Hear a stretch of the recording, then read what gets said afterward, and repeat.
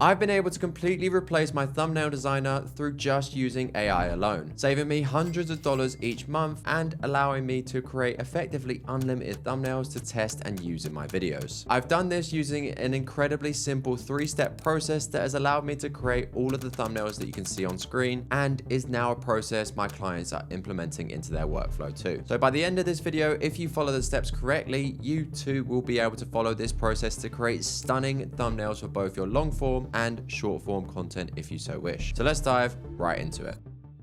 Now, the first step is probably the one most will skip past and think that they know better. And that's to actually do some research before you even start making your thumbnail. Because it's very important that before you create a video, you do some research to see the styles and formats of thumbnails that are performing well. Now, to do this, we're going to need a subject of the video to actually research, which was voted for by my Shredditor Academy members, who are always the first to know about these topics. And the topic of the video they requested was, I tried intermittent fasting for 1 week. So let's jump in and search that title on YouTube and see what videos it suggests. Now, once you type that in on YouTube, it's important to bear a few things in mind before you start to take inspiration. First is actually looking at the date of when the video was posted. As if a video was posted anywhere from 4 years ago or even longer, it might be worth ignoring completely because, one, the algorithm would have been wildly different back then, and the creator who made the video might have just been the first to make a video on this specific topic. The second thing to consider is the actual size of the channel, because if someone already has an audience of millions of subscribers, they're unfortunately just playing a completely different game to you, as they might have a repeatable format that is unique to them, making their face one that always stands out. For example, if you look at a channel like Matt Diavera, not only does he have 4 million subscribers, so naturally his videos will always get hundreds of thousands of views, but he's also built a unique style within his thumbnails that instantly tell you that it's a video from him. So where possible, although you might take parts from these top creators,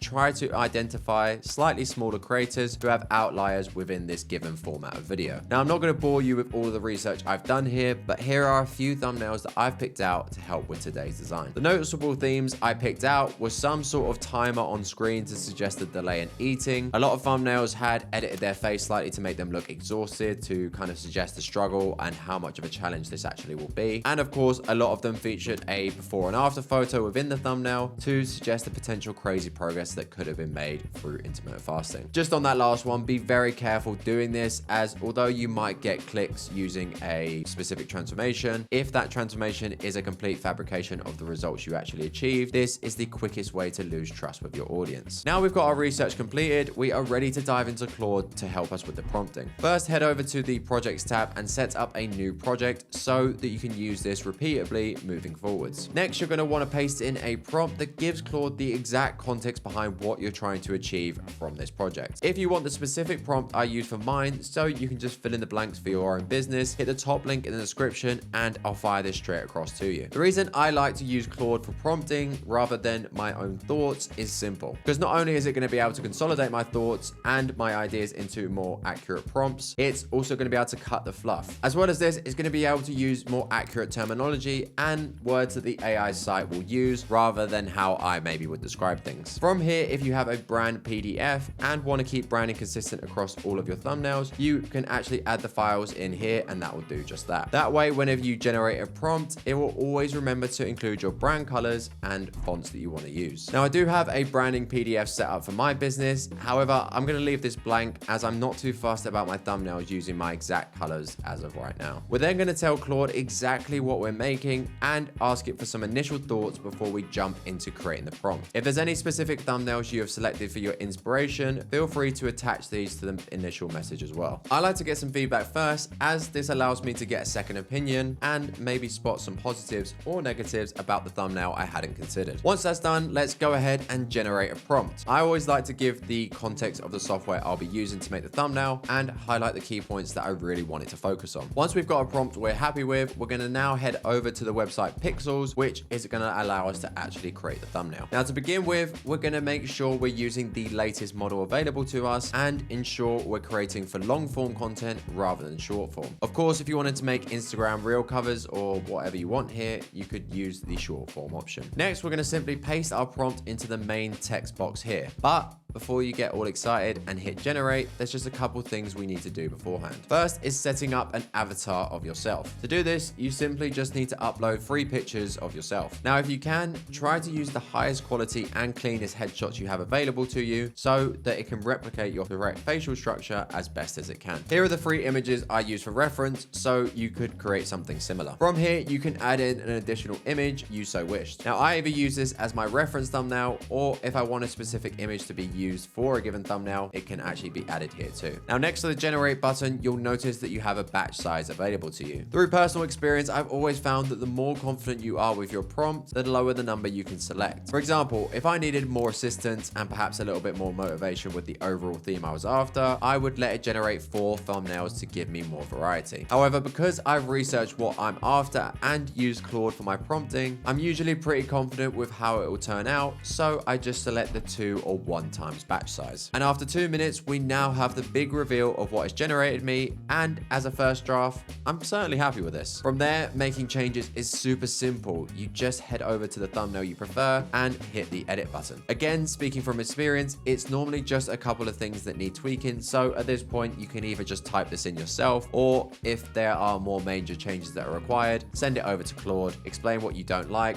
and ask for a correction prompt. Now, for the sake of time and with the power of editing, we'll just jump into the finished product, but be aware this might take a few iterations, which is this thumbnail you can see on screen, and I must say that I'm very happy with this. It's been able to take elements of my inspiration thumbnails to give me a brand new look, whilst only really taking me about 15 to 20 minutes to go through the entire process. Pixel also gives you a score based on your thumbnail design, which can be great as a little confidence boost, but I wouldn't read too much into this. Now, if you did want to sign up to Pixels as your main thumbnail generator, I have popped the link in the description to sign up. Full transparency, I do get a little kickback if you use that link, so if you have enjoyed the tutorial, I'll be super grateful if you do use that specific link when you sign up. But now you have an entire AI thumbnail process that means this will no longer ever be a stumbling block when it comes to creating content. However, I do believe that AI will have many cases of actually making you worse at creating content. So if you want to avoid this for yourself, be sure to watch this video next.